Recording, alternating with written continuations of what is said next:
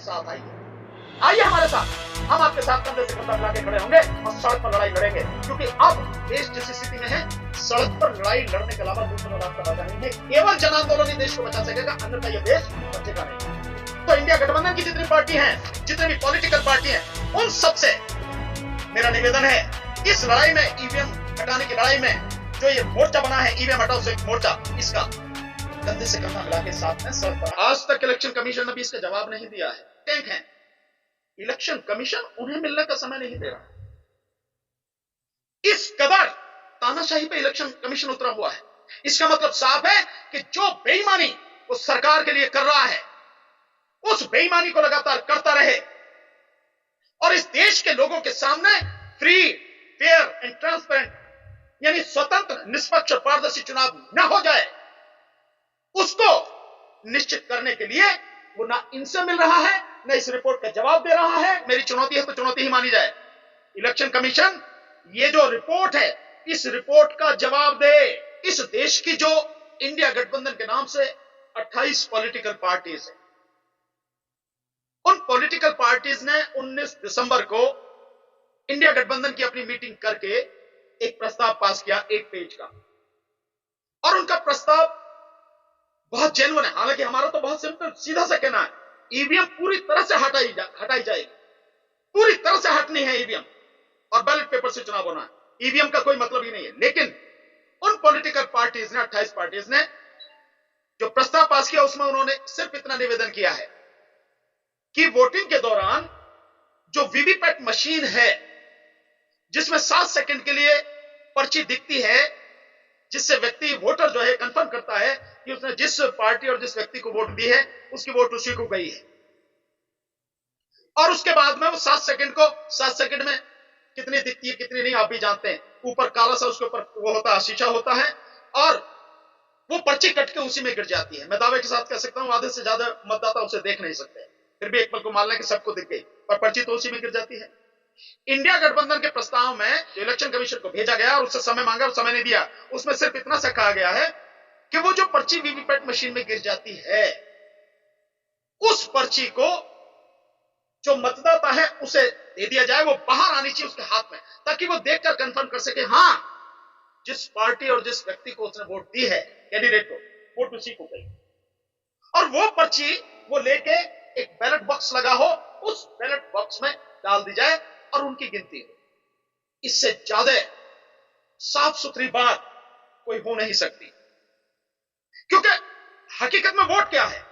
Vote वो नहीं है जो ईवीएम, वो मशीन है आपकी, कंट्रोलिंग यूनिट, जिसकी गिनती होती है, जिसमें हमें वोट जाते हुए दिखती नहीं, जिसकी कोई कंफर्मेशन नहीं कि वाकई में उसमें वोट गई है, किस व्यक्ति किस पार्टी को गई है, हमें कुछ नहीं पता, किसी भी मतदाता को नहीं पता। लेकिन जिसमें थोड़ा बहुत दिख रही है कहां ये है, तो वो पर्ची हाथ में मिल जाए और वो बैलेट बॉक्स में डल जाए, वोट तो वही है ना, वोट की गिनती होनी है ना, तो वोट वो है, उसकी गिनती कराई जाए, इसमें कोई भी नाजायज मांग नहीं है। लेकिन इलेक्शन कमीशन की हठधर्मिता और मोदी सरकार की तरह या प्रधानमंत्री मोदी की तरह उसकी तानाशाही, जो इस देश की जनता को बर्दाश्त नहीं है किसी भी सूरत में, वो तानाशाही ये कहती है कि मैं मिलने का समय भी नहीं दूंगा। इलेक्शन कमीशन ने मिलने का समय नहीं दिया, और इलेक्शन कमीशन ने केवल उन विपक्षी पार्टियां जो सम्मानित पार्टियां हैं, और इलेक्शन कमीशन क्योंकि जनता का नौकर है, पब्लिक सर्वेंट जानते हैं ना, पब्लिक मींस जनता,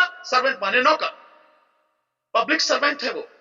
उसकी जिम्मेदारी है कि इलेक्शन के विषय में कोई बात है और कोई व्यक्ति विशेष या कोई व्यक्ति या पॉलिटिकल पार्टी को संगठन उससे मिलना चाहता है, उसी से रिलेटेड, इलेक्शन से संबंधित, चुनाव से संबंधित प्रक्रिया के विषय में, किसी भी विषय में उनको समय दे, उनसे बात करें। लेकिन उन पॉलिटिकल पार्टियां जो इस देश में केंद्र में भी सत्ता रही है, राज्यों में भी सत्ता में रही हैं, मिलने का समय नहीं दिया, और उसकी हठधर्मिता, उसकी ये तानाशाही इलेक्शन कमीशन की यही खत्म नहीं हुई, उसकी तानाशाही वहां तक भी है कि ये देखिए, एक रिपोर्ट मेरे हाथ में है, ये देखिए, ये रिपोर्ट है 2021 की, डेट इस पर लिखी है 8 अप्रैल 2021, और ये रिपोर्ट है citizen commission on election report on EVMs and VVPAT, बहुत स्पेसिफिक है, ईवीएम्स एंड वीवीपैट। ये रिपोर्ट सुप्रीम कोर्ट के retired justice, honourable mister justice Madan B Lokur, उन्होंने उनकी अध्यक्षता में बनी है और इसमें हाई कोर्ट के कई रिटायर्ड जजेस हैं, कई आईपीएस ऑफिसर्स हैं, कई आईएएस ऑफिसर्स हैं, जो सेक्रेटरी लेवल के, इवन इलेक्शन कमिश्नर जो रहे हैं पुराने, उन सबका, और आईआईटी के जो एक्सपर्ट हैं, इंजीनियर्स हैं, जो इन मशीनों के विषय में जानते हैं, समझते हैं और समझा सकते हैं, ऐसे सारे एक्सपर्ट को लेके ये रिपोर्ट बड़ी रिसर्च करके बनाई गई है। और उस समय तक की, अब तक की उपलब्ध जो किताबें हैं रिसर्च करके लिखी गई हैं, बहुत सारे ऑथर्स की किताबें हैं, बहुत सारे उदाहरण देके बनी है, बहुत सारे फैक्ट दिए गए हैं, उन पर आधारित ये रिपोर्ट। इस रिपोर्ट को इस देश के सुप्रीम कोर्ट के रिटायर्ड जजेस, हाई कोर्ट के रिटायर्ड जजेस और जजेस, आईएएस ऑफिसर्स, डॉक्टर्स, एडवोकेट्स, साथ में फौज के बड़े बड़े ब्रिगेडियर, लेफ्टिनेंट कर्नल, जनरल तक के जो लोग हैं, उन्होंने, पीएचडी वाले सामाजिक कार्यकर्ता, 6,500, एक नहीं 6,500, 6,500 लोगों ने इस रिपोर्ट पर साइन करके इलेक्शन कमीशन को भेजा। आज तक इलेक्शन कमीशन ने भी इसका जवाब नहीं दिया है। इस रिपोर्ट का जिक्र आप देखेंगे सैम पित्रोदा साहब, उन्होंने भी जो ईवीएम के विषय में कहा है कि ईवीएम हैक हो सकती है और गड़बड़ी होती है ईवीएम में, उन्होंने भी इस रिपोर्ट का जिक्र किया है। हम सारे लोग, ईवीएम हटाओ संयुक्त मोर्चा पूरी तरह से इस रिपोर्ट के साथ खड़ा है। हम इस रिपोर्ट से सहमति जारी करते हैं और हम भी जो देश के प्रबुद्ध नागरिक है, सिटीजन है, उनके साथ कंधे से कंधा, कदम से कदम मिलाकर साथ में खड़े हैं। हमारी पूरी सहमति है। लेकिन हमारी इसके आगे बात है, इसके साथ साथ आगे बात है कि ईवीएम पूरी तरह से बंद की जाए। किसी भी सूरत में ईवीएम से चुनाव नहीं होने देंगे। चुनाव केवल और केवल बैलेट पेपर। मैं इस दोनों चीजों का जिक्र ये कर रहा हूं कि दोनों जो हैं वो इंडिया गठबंधन के नाम से पॉलिटिकल जो अलायंस है वो भी, और ये लोग इस देश के बहुत ही सम्मानित, बहुत ही प्रबुद्ध ब्रेन है, ये लोग ब्रेन थिंक टैंक हैं। इलेक्शन कमीशन उन्हें मिलने का समय नहीं दे रहा। इस कदर तानाशाही पे इलेक्शन कमीशन उतरा हुआ है। इसका मतलब साफ है कि जो बेईमानी वो सरकार के लिए कर रहा है, उस बेईमानी को लगातार करता रहे और इस देश के लोगों के सामने फ्री, फेयर एंड ट्रांसपेरेंट, यानी स्वतंत्र, निष्पक्ष और पारदर्शी चुनाव न हो जाए, उसको निश्चित करने के लिए वो ना इनसे मिल रहा है, न इस रिपोर्ट का जवाब दे रहा है, न ही इंडिया गठबंधन के नाम से जो पार्टी है उनको समय दे रहा है। नौकर है, फिर कह रहा हूं, public servant, he is a public servant, नौकर है। और संविधान ने उसको इतनी ताकत इसलिए दी है ताकि वो स्वतंत्र होकर काम कर सके। ये नहीं कि मानसिक गुलाम होकर किसी व्यक्ति या सरकार की गुलामी करे। उसकी जवाबदेही किसी सरकार के प्रति नहीं है, उसकी जवाबदेही इस देश के संविधान और इस देश के जनता के प्रति है, देश के प्रति है। और ये उसकी सबसे पायस, सबसे पवित्र ड्यूटी है इलेक्शन कमीशन की। यही ड्यूटी है एकमात्र कि इलेक्शन कमीशन में जो भी 18 साल का इस देश में व्यक्ति हो चुका है, उम्र पार कर चुका है 18 साल और उससे ऊपर, उस हर व्यक्ति की वोट हो, जो वोटर लिस्ट में उसमें नाम हो, ये उसकी जिम्मेदारी है कि नाम होना चाहिए, किसी का नाम कटे नहीं, छूटे नहीं। साथ में इलेक्शन स्वतंत्र, निष्पक्ष और पारदर्शी हो, free, fair and transparent election हो। ट्रांसपेरेंसी कहने के लिए नहीं, ट्रांसपेरेंसी दिखे, हर किसी को दिखे, अनपढ़ हो, अशिक्षित हो, पढ़ा लिखा हो, कोई भी हो, अमीर हो, गरीब हो, आदमी हो, औरत हो, कोई भी हो, हर किसी को ट्रांसपेरेंसी दिखनी चाहिए कि हाँ इलेक्शन बिल्कुल पूरी तरह से साफ सुथरा हो रहा है। कहने के लिए नहीं, ये नहीं इलेक्शन कमीशन कह दे जो कहता रहा है कि नहीं इलेक्शन जो है, इलेक्शन कमीशन बिल्कुल स्वतंत्र चुनाव करा रहा है, कहीं कोई दिक्कत नहीं है और ईवीएम बढ़िया है। और आप सबके लोगों के जो आप वीडियो डालते हो ईवीएम के सिलसिले में, उस पर वो भी डालना है लगातार कि ईवीएम की जो मशीन है, इसकी जो टेक्नोलॉजी बहुत स्ट्रांग है। अबे तेरे स्ट्रांग है अगर ये टेक्नोलॉजी, तो भाई इस स्ट्रांग टेक्नोलॉजी को आप लोगों को दिखाते क्यों नहीं?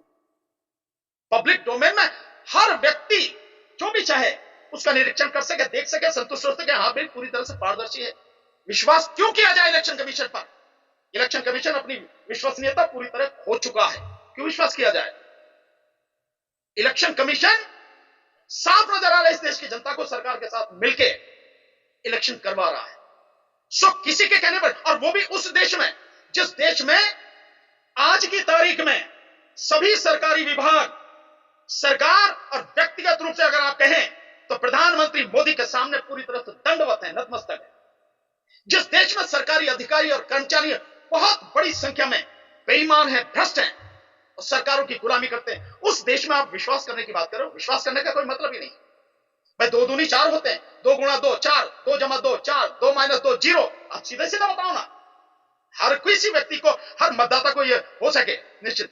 इसलिए तो इलेक्शन कमीशन को मैं बहुत विश्वास के साथ कह रहा हूं, इलेक्शन कमीशन को, यह मेरी चुनौती है तो चुनौती ही मानी जाए।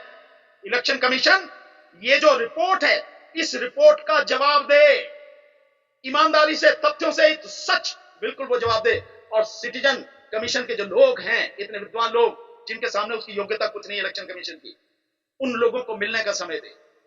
इंडिया गठबंधन के जो पॉलिटिकल पार्टियां, उन लोगों को मिलने का समय दे।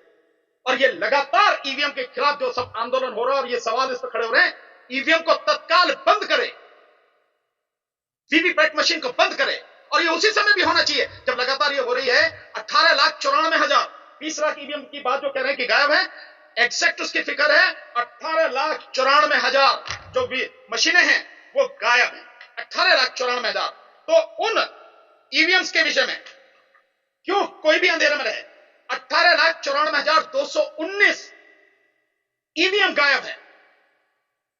कोई जवाब इलेक्शन कमीशन के पास में इस बात का नहीं है, तो कैसे गायब है?